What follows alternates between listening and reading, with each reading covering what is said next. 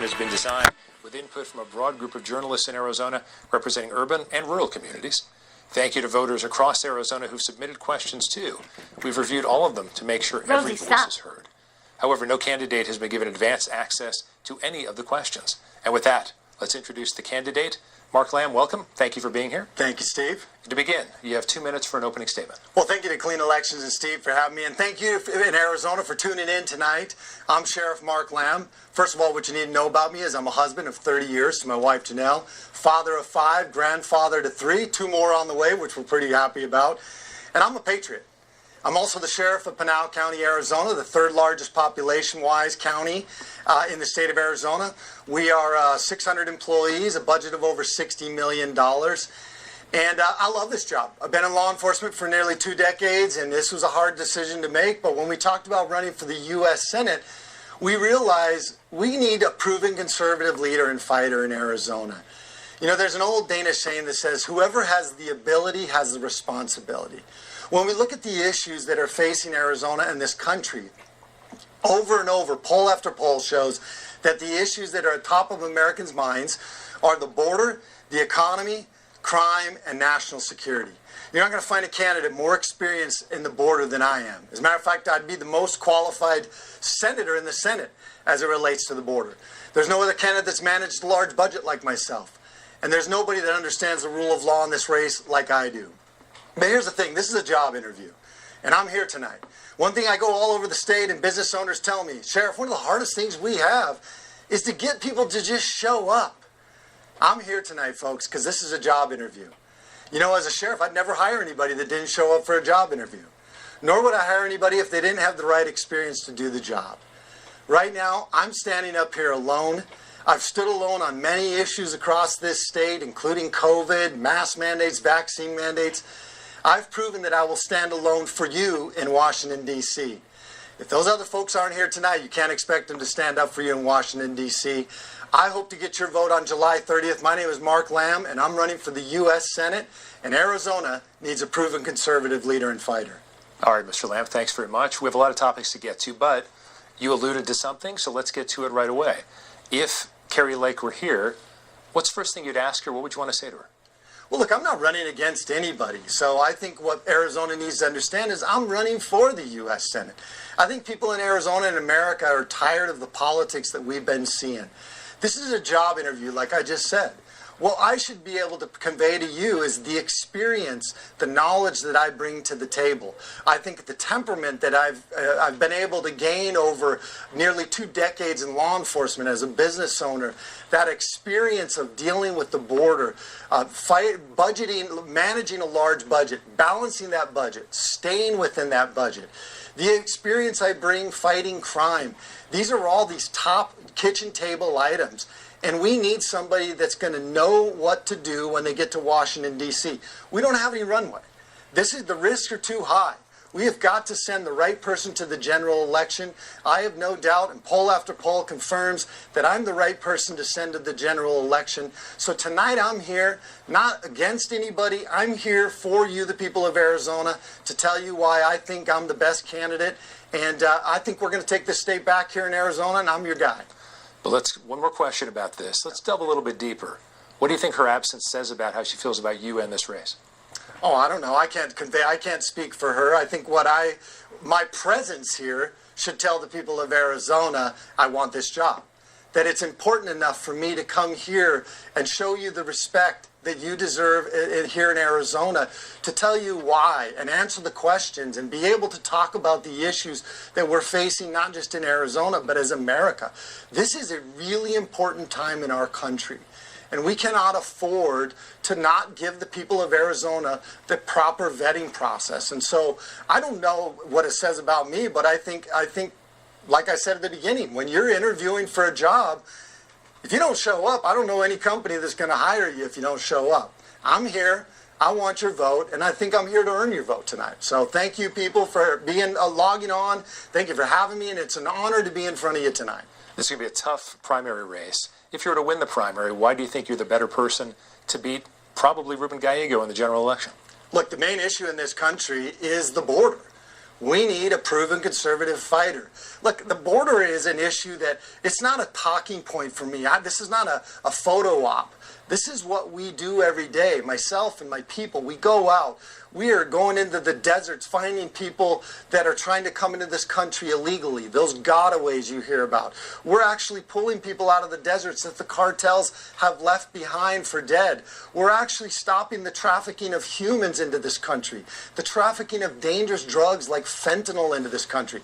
Last week, my guys had a stop, or a week and a half ago, a stop where we found 80 pounds of fentanyl in the back of somebody's car. Those are 360,000 pills. Steve, imagine how many lives we saved with that. Not to mention there was 9 pounds of cocaine in the trunk. This is experience you gain only through doing the job.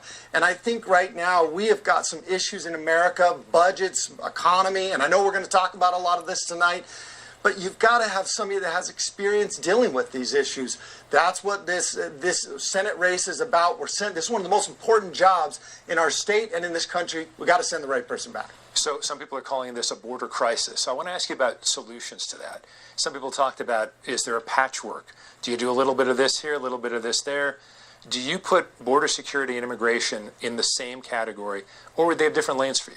Well, they cross over, Steve. That's a great question. Well, border security and immigration cross over. These are two issues separate. Immigration, we got to do a better job in Senate and Congress to come up with some comprehensive, common sense immigration solutions. This is what their responsibility is. But we also, under the last 3.5 years, we've seen a real debacle at the border. I've been a sheriff under President Trump. I've seen the successes that his policies had, and I saw the complete opposite of the Biden administration under Mayorkas and some of these other folks. They have opened the border, and it has caused real problems in this country. It has created national security issues, risks. That's the border security piece of it. We've got an invasion of people, which, by the way, if you don't know the definition of an invasion, it is an incursion of a large group of people into a sphere or place of activity, or an unwanted intrusion into somebody's domain. Both of those qualify. It's changed a lot, Steve, over the last couple decades. What we're seeing now are people coming from all over the world. We've got 140,000 Chinese nationals, mostly military-age men, in the last 3.5 years under this administration, not to mention the fentanyl crisis. Do you think this is a lack of President Biden doing a good job? Do you think Secretary Mayorkas has done a poor job? Or do you think this has been part of some plan, that this was a plan they were trying to put together for border security or immigration, and they've just failed at it? You know, as a sheriff for 8 years dealing with this, especially under the Trump administration versus the Biden administration, initially I thought, well, maybe this is just incompetence. Maybe they just don't know. Maybe they're not up to speed. It didn't take long to realize that a lot of these decisions, these executive orders, the reversal of orders that were working, folks, these were intentional. They have intentionally opened the southern border, and even though as sheriffs we continue to tell them the problems with this, they continue to move in the same direction of allowing people coming in that are national security threats. Look, over the last 6 months we had Laken Riley killed in Georgia by somebody that was into this country illegally. We had Rachel Morin, a mother in Maryland, killed by somebody that came into this country illegally. We have Jocelyn Nurgaya, I'm probably not saying her name right, but she was a 12-year-old girl, raped, killed by people in this country illegally. Just a couple days ago, right here in the Tucson sector in Arizona, our Border Patrol apprehended 7 people that were convicted of sex crimes in our country, sent back. They now have come back. Some of them were rape, sexual abuse, and some of them were sexual misconduct with minors. This is the type of stuff we're dealing with every day, and we owe it to the American people to secure our borders and protect American families, which is why it is so important that we send the proven conservative leader and fighter that understands it, like myself, back to Washington, D.C. Initially, you said you thought it might be incompetence, and then you think it's purposeful.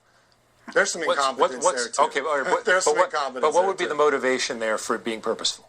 Well, there's a lot. You know, I think globalism is afoot. I think there's a real push for globalism. I also think that you now are seeing the movement towards allowing people to vote that are not citizens of this country.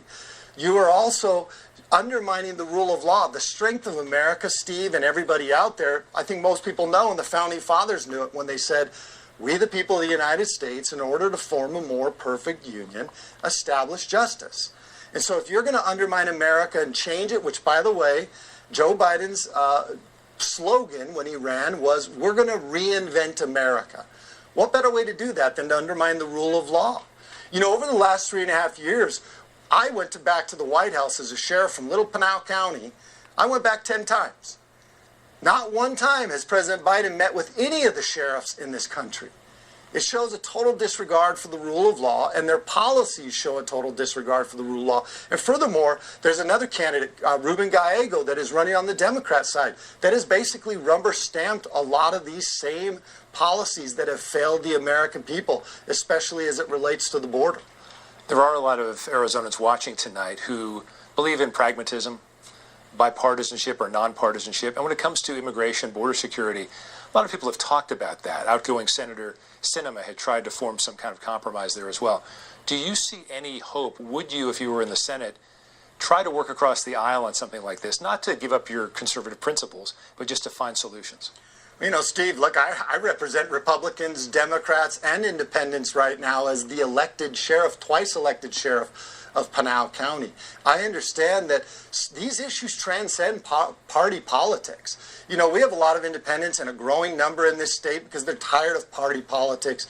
We've got Republicans that are tired of Democrats, but I think everybody can agree we don't want crime in our communities. We don't want national security threats, and we don't want the fentanyl poisoning and the other drugs that are coming in through these open borders. You know, the leading cause of death in America right now, Steve, between the ages of 18 and 45, is fentanyl poisoning. Now they're also putting things like xylazine in that.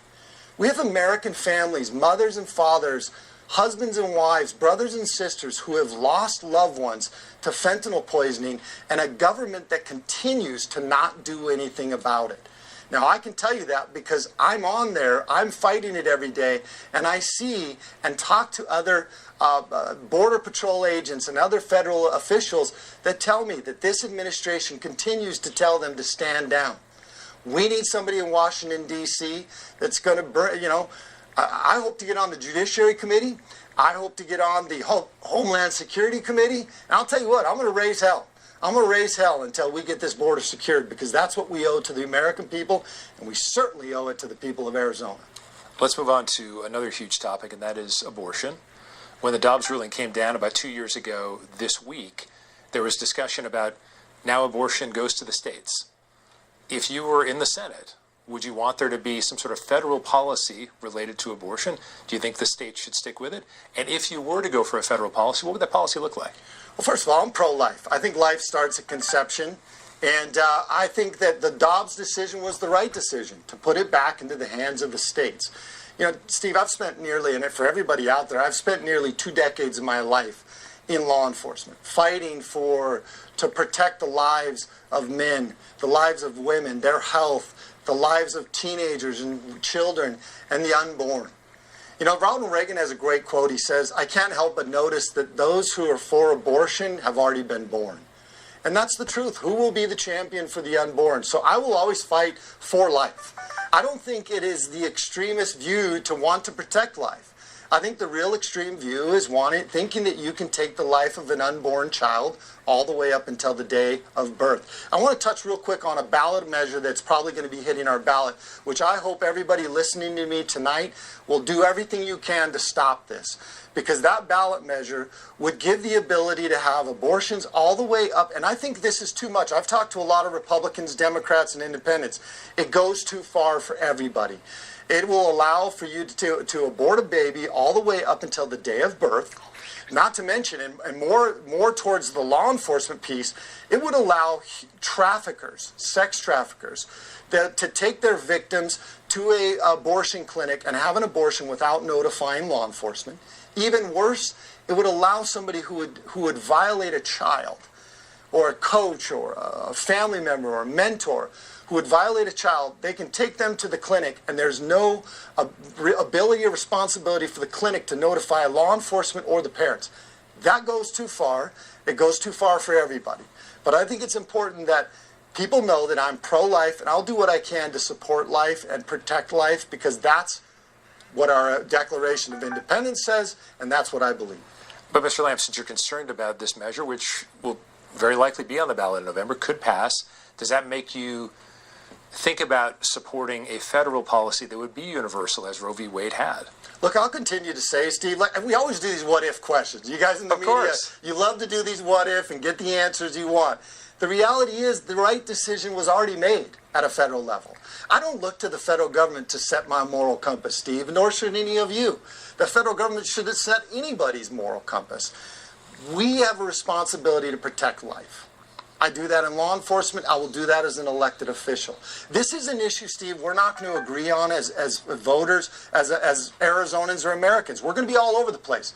But please, everybody listening to me tonight, there are the Democrat Party, they don't want you to focus on the failures of all of the other policies they've had over the last 3.5 years. They want you to lock into an emotional issue. They're playing on your emotions and want you to become a single issue voter. We have issues that are affecting not just a portion of Americans. We have issues that are affecting all Americans. That is the border, fentanyl, the economy, gas prices, grocery prices, housing prices, homelessness. We've got crime on the rise. Please, I beg of you, whether we agree or don't agree on this issue, please understand that you cannot, I hope that you would not be a single issue voter and play into that, because we have a lot of other issues, especially where they have failed. And this is Joe Biden, this is Ruben Gallego, and so many other people in Washington, D.C., even on the Republican side, that have failed you, the American people. We need to make sure that we're voting on all the issues. Please, I ask you that of you. You mentioned the cost of groceries and et cetera. Obviously, inflation has affected the United States hard for the last couple of years, coming down a little bit, cooling off a bit with action by the Fed. But what would you want to do in the Senate to assure more affordability for your constituents? Well, I think you're giving them credit saying they're cooling off, Steve. I don't know that they're cooling off. Let me give you the numbers. It was 1.8% in 2019. It was 1.2%. It was going down in Trump's last year. Then we jumped up to 4.7. Then we went to 8. So if you talk cooling going from 8 to 4, it went to 4.1. If it comes down at all from 8, it's cooling, now, I guess, right? But it's still too high. They've moved the Overton window on us, folks. They've got us thinking that 3% or 4% is an acceptable number. The reality is, over the last 3.5 years, the cumulative inflation rate, Steve, is at over 20, or right around 20%. The cost of groceries is up over 20%. The cost of rent, over 20%. Your utilities are up almost 30%. This isn't working for Arizonans. It's not working for Americans. Bidenomics is failing, and we can't continue to go down this road. How do we solve it? Because I think you have to have solutions, Steve. What we need, folks, is we've got to get our energy independence back.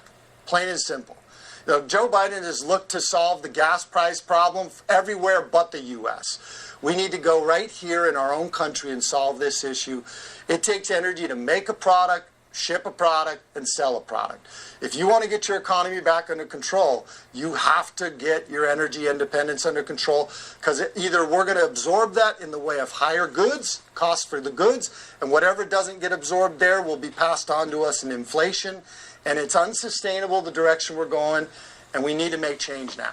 Do you support any aspect of alternative energy to go along with traditional fossil fuels? Well, sure. I think, we should look for all sorts of energy sources. I think we should be looking into the innovative technological advances, but we should do it on a market-based approach, where we look at ways, encouraging people to find solutions to energy problems. But the clean energy, nuclear. We should be doing more nuclear. We've got these micro-nuclear reactors we should be putting. We should encourage. That's the cleanest energy we got. We can't go away from coal. That's the second best. If you took it like a pyramid, we'd be at nuclear, we'd be at coal, we'd be at fracking, which is, we need that clean energy. And then you've got solar, you've got wind. There's all sorts of pieces of energy, which I'm for, but I think we cannot look for things that are going to affect. We also have to maintain an economy. And what we're doing right now, for the sake of an environment that we're already cleaning up, we have people that are willing to throw our economy down the drain. And we need well-tempered people that understand that you can achieve having a good environment, and you can also have a good economy without affecting our daily lives. Mr. Lamb, you've made a point of talking about your long law enforcement experience, so I've got to ask you, was the 2020 election or the 2022 election in either Arizona or the U.S. stolen?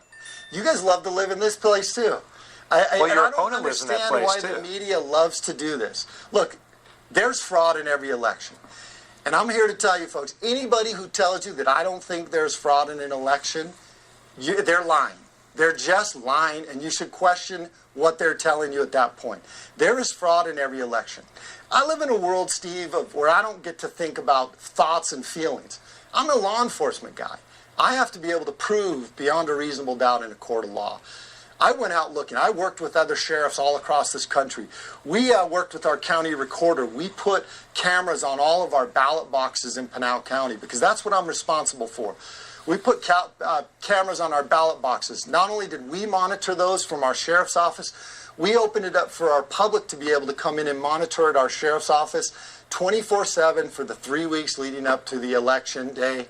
And we had a lot of success there. Did we still have issues? Yeah. We got to do a lot better on a national, state level to ensure election integrity and security. We owe it to the American people. The media continuing to want to harp on 2020, 2022, that's not helping. What we need to do is we need to secure the elections as much as possible right now. And the other thing is we can't continue with this election interference. You know, we've got a president that is using lawfare and the federal government to hold another presidential candidate, President Trump, in court to where he can't get out. Come on, this is election interference at its best, and we've got to do better than that. And we expect better of our elected officials. I certainly, as a rule of law guy, expect better. I'm going to push back at you just a little. Big surprise. Push back. It's not just the media. It's your opponent in this race. Also President Trump, former President Trump, has made a lot of hay of this, of saying he should still be in office.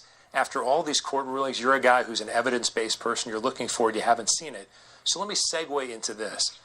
Do you have a line in the sand when it comes to former President Trump as far as where your support would go, or are you all in?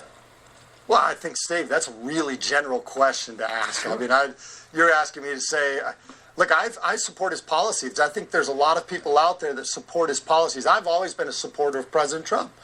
And I think that we need that back. We need not only that strength, because look at us on a national security level. We're so weak right now. We never had wars. Ever since Biden came in, one of the first things he did was he went to Afghanistan and withdrew and left all that equipment there. That was the first bungling of national security he really had, other than opening the southern border. And after that, we had Ukraine invade Russia. We've got the Middle East issue. We've got China circling over Taiwan. We need that strength back. We need good economical, conservative policies back. We need good border policies back. And I can support all of those. In the end, I'm Mark Lamb. I've always been my own man. I think that's one of the benefits I bring to this is Washington is full of people that want to just get in line. We need proven conservative leaders and fighters that have the courage to stand up and say, nope, we're going to do what's right for the American people, and it has to be what's right for God, family, freedom, and the Constitution. We owe it to the American people. That's how I've done it as a sheriff over the last 8 years. And the people listening tonight, if you'll vote for me on July 30th and then in November, you're going to have that commitment that I'm going to stand courageously for what is right and do what is right, because I'm my own man and I represent the state of Arizona. Mr. Lamb, about a minute left for a big question. How much support, if you were in the Senate, would you give to, respectively, Israel and Ukraine? I don't think we should be sending any money to Ukraine. Look, I think initially we should have never have sent it. We should have sent maybe some support in the way that would have helped them. But there's so much, they don't know where that money went. We need to support Israel. They're our friends. And I think the way we support them is not necessarily through cash. I've always said that. I think we're broke. We're $34.6 trillion in debt. We don't have money to be sending a lot of people. What we should be doing is we should be focused on how can we give them the weapons and whatever they need to be able to defeat Hamas. These terrorists will be a problem for us. They have been in the past. You've got Al-Qaeda that's on the rise again. You've got ISIS. You've got the Taliban. All of them are on the rise again. We need to support our friends who are battling those terrorists. About 20 seconds on this one. Who do you see as the U.S. prime adversary right now? You know, I ask this question all the time. You know what answer I get? Joe Biden. That's the answer I usually get. But I think our prime adversary right now is probably China. Why? Because they're putting fentanyl in the hands of the cartels, and they're giving it to our loved ones. It's the leading cause of death. Appreciate the conversation. It's now time for your closing statement, Mr. Lamb. You've got 1 minute. You know, a while back I was asked by Oliver North on a podcast. He said, Sheriff, what do you want your grandkids to remember you for? And I, without hesitation, I said, I hope that they will remember me as a patriot who fought valiantly for God, family, freedom, and the Constitution. That's what I want to be remembered for. And I hope if you elect me, you view me as a patriot who will fight valiantly for you, for those principles, for God, family, freedom, and the Constitution. We need a proven conservative leader and fighter in Washington, D.C. We need somebody that will bring a conservative view into all of the issues that we're dealing with, and we need to take this country back and this state back. I would love to be your representative for the Republican Party on July 30th. And for all you independents, please come request a Republican ballot. You can vote too. I need your vote. We need your vote. Sheriff Mark Lamb, Mark Lamb for Senate on July 30th. I would love your vote. And that's all the time we have for our one-on-one conversation with Mark Lamb, Republican candidate for U.S. Senate. Again, thank you for being here.